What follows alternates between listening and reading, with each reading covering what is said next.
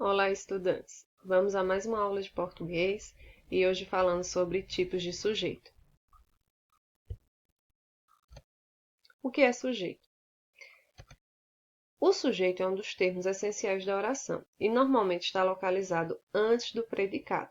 Vale salientar que, nesta aula de hoje, só falaremos sobre o que é sujeito e os tipos de sujeito. Na próxima semana é que iremos falar sobre predicado e suas classificações. Para identificar o sujeito, é necessário buscar o termo ou a palavra sobre o qual ou a qual se diz alguma coisa. Vamos aos exemplos. Marcos Rocha é o cineasta brasileiro mais famoso. Observe que eu tenho uma informação sobre o meu sujeito, que é Marcos Rocha. Ou seja, afirmo que ele é cineasta brasileiro. Então, observe que, como diz na teoria, o sujeito é o termo sobre o qual se diz alguma coisa. E o que está sendo dito é a respeito de Marcos Rocha, sendo o nosso sujeito. Vamos ao segundo exemplo. Esta sala de cinema tem capacidade para mais de 100 pessoas. O que tem capacidade para mais de 100 pessoas? Esta sala de cinema, que é o nosso sujeito. Então, o sujeito é o termo dentro da nossa frase sobre o qual eu digo alguma coisa. Vamos às classificações dos sujeitos. Primeiro, sujeito simples. É aquele que apresenta um único núcleo e este vem exposto, ou seja, ele está explícito na frase. Assim que você lê a frase, você consegue ver sobre o que está sendo dito, certo? Quando eu digo Paulo comprou uma bicicleta, quem comprou a bicicleta? Paulo. Quando eu digo os meninos estão brincando no quintal, quem está brincando no quintal? Os meninos. Então, quando tem aí único núcleo, isso significa dizer que o meu sujeito é composto apenas por uma palavra. E quando eu me refiro dizendo aí a palavra núcleo, significa dizer que é a palavra mais importante. É aquela que dá sentido a toda a oração. Vamos à segunda classificação. Sujeito composto. Já no sujeito composto, é quando o verbo principal de uma frase faz referência a dois ou mais núcleos. Como eu estou falando em núcleos, se trata de duas ou mais palavras que dão o sentido de sujeito na minha frase. Vamos aos exemplos. Camila e Lorena fizeram os doces da festa. Quem foi que praticou a ação de fazer os doces da festa? Camila e Lorena. Então, eu tenho duas palavras e essas duas palavras são classificadas como sujeito composto. A professora e os alunos ensaiaram para a festa da escola. Então, observe que foi a professora e os alunos. Então, duas palavras que estão dando sentido de sujeito composto, certo? Terceira classificação, sujeito oculto, ou também classificado como desinencial. O sujeito oculto é aquele que não aparece na frase de forma explícita. Professor, o que quer dizer isso? Por mais que ele não esteja escrito, eu consigo saber quem é. Através do verbo, eu consigo identificar quem é o meu sujeito. Vamos aos exemplos. Só um momento. Pronto. Estamos muito orgulhosos de você. Observe que o meu verbo estamos, ele indica uma pessoa do discurso, que é o nós. A frase por si só, ela fica, nós estamos muito orgulhosos de você. Porém, esse nós não está escrito na frase, mas eu sei que ele existe. Por isso mesmo é chamado de sujeito oculto. É aquele que está escondido através do verbo. Por mais que ele não esteja escrito na frase, eu consigo localizá-lo a partir do verbo. Deixei minha chave em casa. Quem deixou a chave em casa? Eu. Não está escrito na frase, mas a partir do verbo eu chego a essa conclusão.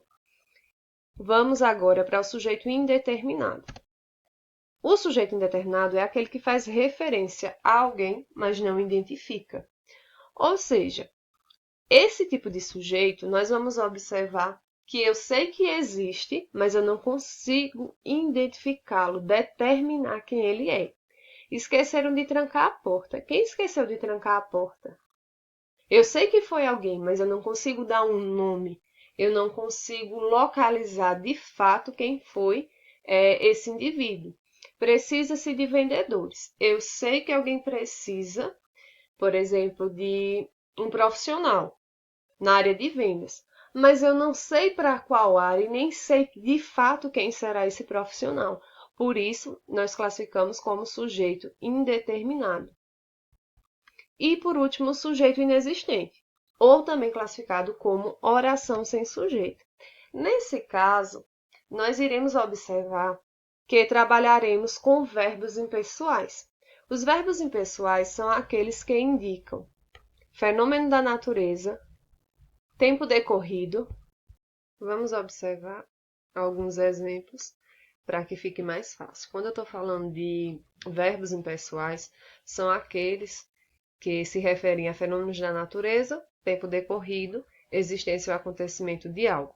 Quando eu digo nevou o dia todo, nós observamos aí que eu tenho um verbo que indica uma ação, mas que eu não consigo identificar o sujeito, certo? Como nevou o dia todo. Vários fatores levam, certo? Fatores climáticos, a nevar. Mas, de fato, eu não consigo determinar um ou dois, ou, de fato, chegar ao nome para determinar o sujeito. Por isso, todo verbo que indicar fenômeno da natureza e ele estiver na frase e você não conseguir identificar o sujeito, você sabe que ali eu tenho um sujeito inexistente ou oração sem sujeito. Faz 3 anos que estudo nesta escola. Observe que o verbo faz, ele indica tempo já decorrido, ou seja, indica o passado. Faz 3 anos que estudo nesta escola. Então, a gente vai observar que eu não consigo gerar um sujeito, para o tempo que já passou, certo? Então, quando eu tiver verbos indicando o tempo passado, também será oração sem sujeito. Há muita gente na praia. Existem muitas pessoas na praia.